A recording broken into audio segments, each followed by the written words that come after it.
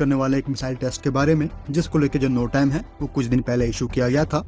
Note time 11 मार्च से लेके 16 मार्च के बीच का था, जहाँ पर नोट टाइम पे दिए गए जो 6 कोऑर्डिनेट थे उसकी जो मैक्सिमम लेंथ थी वो 3500 किलोमीटर से ऊपर की थी। तो यहाँ पे काफी कुछ क्लियर हो गया था कि ये जो मिसाइल टेस्ट होगा वो एक बैलिस्टिक मिसाइल होगा, और यहाँ पे कुछ वैसा ही देखने को मिला है। अग्नि 5 की जो टेस्ट फायरिंग है वो आज कंडक्ट की गई है। इंपॉर्टेंट यहाँ पे ये रहेगा कि ये जो अग्नि 5 है वो मिरव कैपेबल थे, मतलब जो multiple independently targetable re entry vehicle है वही अग्नि 5 कैरी कर रहा था। मिरव को आज ऑफिशियली वैलिडेट कर लिया गया है। इससे पहले कुछ जो स्पेकुलेशन थे अग्नि 5 के लास्ट टेस्ट में वो लगाई जा रही थी कि वो भी मिरव के साथ था, जो कि आज से 2 साल पहले कंडक्ट किया गया था, लेकिन जो ऑफिशियल पुष्टि है वो प्रधानमंत्री ने आज कर दी है।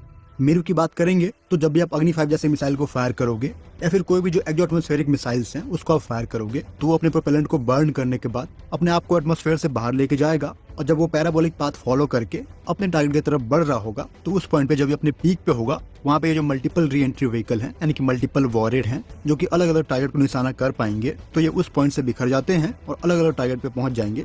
समझने के लिए जो पिक्चर है उसको हम फॉलो कर सकते हैं, जहाँ पे पॉइंट 1 से जो मिसाइल की फायरिंग है वो की जाएगी एनिमी के ऊपर। यहाँ पे जो मिसाइल है उसके 3 सेक्शन दिख रहे हैं जो कि 3 स्टेज होंगे, और जो तीनों ही स्टेज है अग्नि 5 में वो सॉलिड फ्यूल के हैं। तो पॉइंट 1 से फायरिंग के बाद जब ये पॉइंट 2 पे पहुंचेगा तो जो सेपरेशन है पहले स्टेज का ए का वो हो जाएगा। पॉइंट 3 पे जो सेकंड स्टेज है उसका सेपरेशन होगा, और जब पॉइंट 4 पे पहुंच जाएगा अपने पीक पे तो वहां से जो थर्ड सेक्शन है वो सेपरेट हो जाएगा। और उसके बाद जब ये पैराबोलिक पाथ फॉलो करके टारगेट की तरफ जा रहा होगा तो वहां पे इसके डी सेक्शन में दिए गए जो मल्टीपल वॉरहेड हैं वो बिखर जाएंगे और 2 अलग अलग टारगेट पे जाएंगे, जो कि आपको पॉइंट 6 और 7 के रूप में दिख रहा है।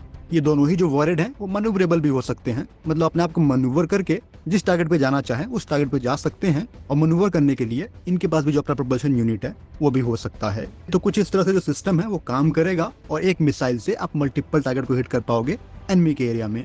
अगर इसके एडवांटेज की बात करेंगे तो जो स्ट्राइक की प्रोफिशिएंसी है वो बढ़ जाती है, मतलब एक बार जो फायर हो गई तो मल्टीपल वॉरहेड को इंटरसेप्ट करना उतना आसान नहीं होगा। जो टारगेट का डैमेज है वो काफी वाइडर रहेगा, क्योंकि जो एरिया है वो वाइड स्प्रेड हो चुका है। एक मिसाइल से आप मल्टीपल टारगेट को हिट कर पाओगे, तो ये भी एक एडवांटेज है। और कहीं न कहीं जो एनिमी के एंटी बैलिस्टिक मिसाइल है उनके जो डिफेंस सिस्टम है उसको भी आप इनएफिशिएंट कर देते हो।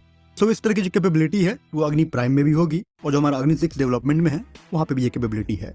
सो ये क्रूशियल डेवलपमेंट है और एक क्रूशियल अनाउंसमेंट है, जहाँ पे जो इस तरह की क्षमता है वो भारत के पास अब है। फिलहाल इस वीडियो में इतना ही। जय हिंद।